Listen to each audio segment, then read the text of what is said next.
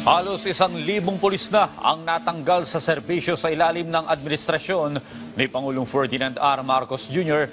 dahil sa iba't ibang mga kaso. Mula sa maturang bilang 108 dito ay may kaugnayan sa illegal na droga.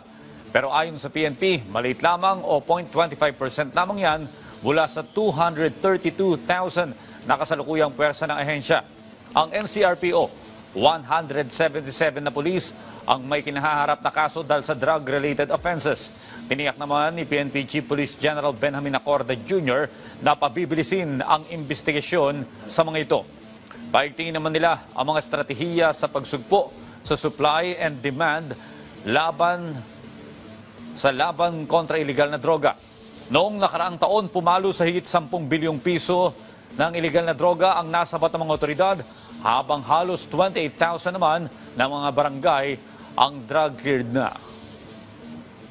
Gaya ng nakalagay sa ating focus agenda, it should be aggressive and honest at the same time without necessarily sacrificing lives.